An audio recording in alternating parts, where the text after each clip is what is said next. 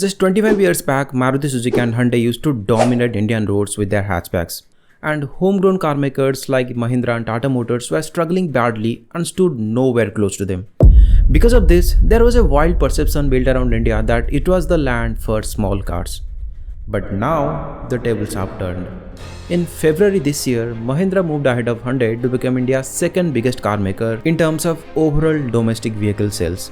And it did not stop there. Mahindra kept this lead in the first quarter of this financial year by selling 1.52 lakh SUVs out of their 2.47 lakh vehicles. On the other hand, Hyundai's total car sales dropped to 1.8 lakh units, down from 1.92 lakh the previous year. So the question is, how did Mahindra become India's second biggest car maker?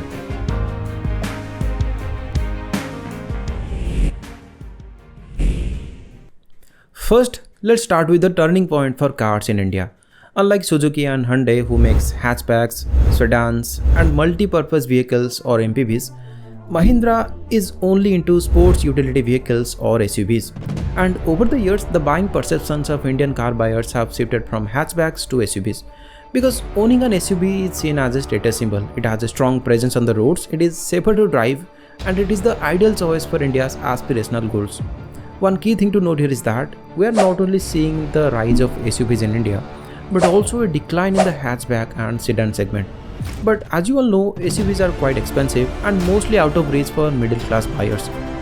So how come people are ditching hatchbacks and buying SUVs? This is where, ladies and gentlemen, our government's tax twists come into play. As we have discussed in our previous video, in India, cars less than 4 meters in length and with an engine smaller than 1200cc are taxed lower than big SUVs. Well, this is where Mahindra saw an opportunity and launched the 3XO.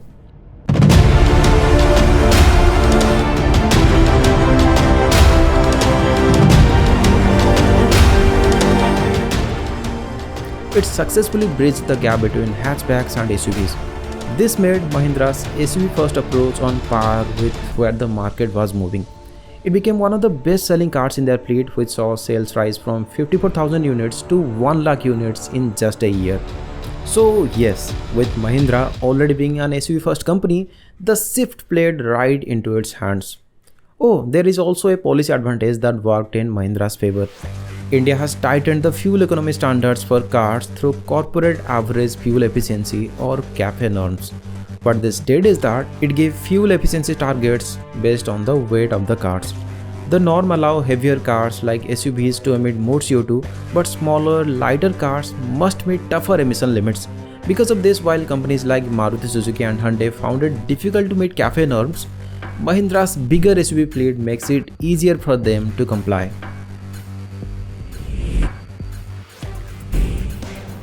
If you see the numbers, you will get a clear picture of India's current market dynamics. In the financial year of 2025, OEMs dispatched 4.3 million cars, out of which 2.79 million cars were SUVs and MPVs.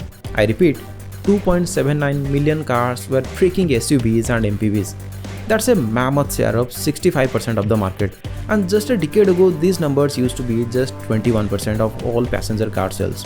This huge shift in buying preference wounded car makers with non-SUV portfolios. Sure, they released their own compact SUVs, but for customers, they still felt like hatchbacks trying to be an SUV. Mahindra, on the other hand, was able to capitalize on this shift in demand by offering more options.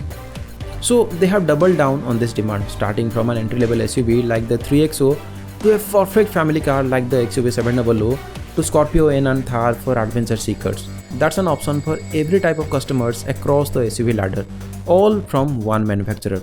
And that brings us to the question, how did Mahindra manage to pull all this off while its competition was still trying to catch up? Mahindra's success wasn't overnight. If you're building a fleet of SUVs, you have to back that up with execution. In Mahindra's case, it was their manufacturing master plan. After all, what's the point of even selling a car when your customers can't buy them? Not long back, they had issues on their assembly line, because of which cars like the XUV700 had waiting periods nearly 2 years after booking. Because of this, Mahindra was bleeding money. Because why do I wait 2 freaking years just to get my car? Instead, I'll settle for the next best option, right? Well, this is where they adopted a genius strategy called single piece flow. And this strategy boosted their efficiency so much so that the waiting time for the XUV700 has reduced from 2 years to just 5 months or even less. Now, what is this single flow strategy? Let's understand it using a simple example. See, manufacturing a car is a complex, challenging and capital intensive business. It involves managing up to about 30,000 car parts per vehicle that must be perfectly designed and compatible to fit together. And production of a car involves several processes like parts manufacturing, body stamping, body assembling, painting, final assembly, quality inspection and shipping. Let's say Mahindra wants to manufacture 500 Scorpio Ns. So here is how the production process used to work as per the previous manufacturing method. In the first stage, Mahindra will manufacture car parts like 500 engines, 500 chassis and other smaller components required for each car. In the second stage, it will manufacture body panels like 500 hoods, 2500 doors, so on and so forth. In the third stage, Scorpio's 500 structural frameworks will be made by joining the body panels. In the fourth stage, this batch will undergo multiple paint layers. Then it keeps on going to the next stages until it finishes. So as per this production process, if Mahindra starts its production on the first of the month, it will have 500 cars at the end of the month. So if Mahindra wants to manufacture say 2500 cars, it has to repeat the cycle 5 times. Now listen to me carefully. In this batch type production, each production stage completes work on many vehicles before passing them to the next stage. This caused waiting time and inventory built up between stages. On top of that, if any part has a defect, it gets detected only after the full batch completion. And most importantly, Mahindra's money gets stuck in these processes. See, constant cash flow is critically important in businesses like automotive industry because you have to pay your obligations such as wages, supplier management, utilities and other operating expenses without disruption. For Mahindra, it's crucial to get cars out of their factory quickly so they can be sold and generate immediate cash flow. So to overcome this issue, they came up with the single piece system. From producing a batch, it switched to producing one vehicle at a time. Now, instead of one complete batch, only one chassis body will move through each step seamlessly until it reaches out as a final product. And it made wonders for Mahindra. The waiting time of the cars got reduced, defects were noticed and fixed immediately, it reduced the work in progress inventory, freed up space and most importantly improved cash flow for the company. And it shows in the results. In the recent quarter, Mahindra's net profit soared by 25% to 4,083 crores. And now Mahindra is pushing into EVs.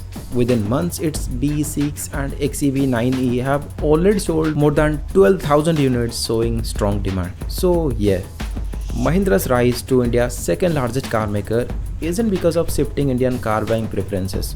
It's the result of spotting a shift, sticking to its strengths and doubling down on what customers actually wanted. That's all from today's video. I hope you have liked it. If yes, then do subscribe to my channel for more such insightful case studies. I'll see you in the next video.